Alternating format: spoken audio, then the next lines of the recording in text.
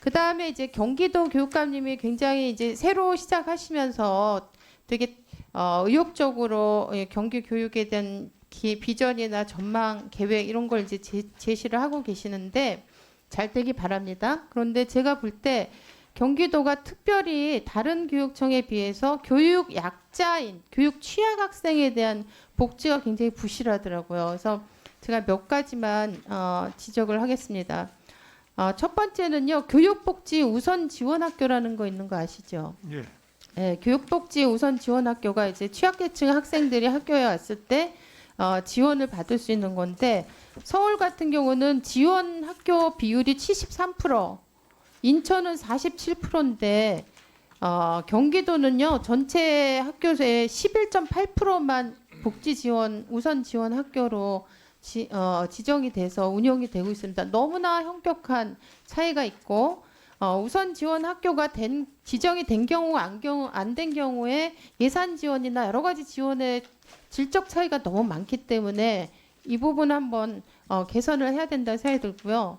그다음에 결식아동 급식비 단가가 방학 때는 지자체가 얘네들 결식아동 급식 지원을 하는데 그다음에 그 학기 중에 토요일이나 일요일이나 공휴일은 교육청이 얘네들 결식아동 지원을 급식비 지원을 하거든요.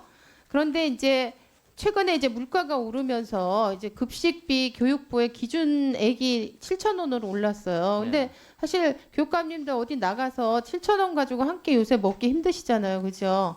그래서 서울교육청하고 인천교육청은 8월, 9월에 네. 단가액을 8,000원으로 올리기로 했는데 경기도는 이게 없어요. 저희가 그래서 8월 여전히 10일부터 7,000원. 아니 8월 10일부터 8,000원으로 8월 달부터 8,000원으로 올렸습니다. 올렸습니까? 예. 네, 그러면 다행이고요.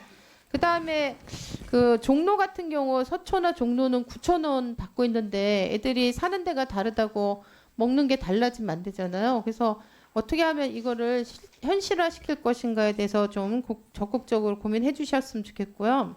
또 한 가지 이제 경기도와 관련해서 특수교육 그 대상자가 지금 계속 늘어나고 있잖아요.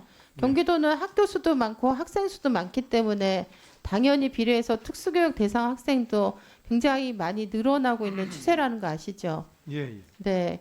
그런데 그 법정 정원 확보율은 지금 경기도 같은 경우 81% 정도밖에 안 됩니다. 그리고 내년도에 경기도가 특수학급을 170개 증설할 예정이라고 하는데 교육감이 작년에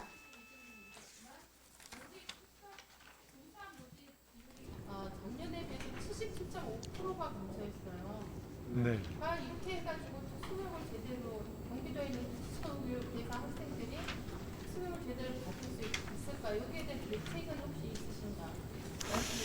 예, 지금 지적하신 말씀에 대해서 저희도 사실은 그 특수교육에 대한 그 부족한 점을 늘 인식하고 있습니다. 근데 이게 이 교육부의 정원으로 운영이 되기 때문에 그 지금 교육부의 정원이 굉장히 줄어서 결국 이렇게 줄어들 수밖에 없어서 저희가 현실적으로 교사는 필요해서 일단 경기도 자체 그 예산으로 경기도 교육청 자체 예산으로 이 정원 외로 기간제 교사를 이제 그 2023년의 경우에는 대폭 좀 늘리는 것으로 이렇게 준비를 하고 있습니다.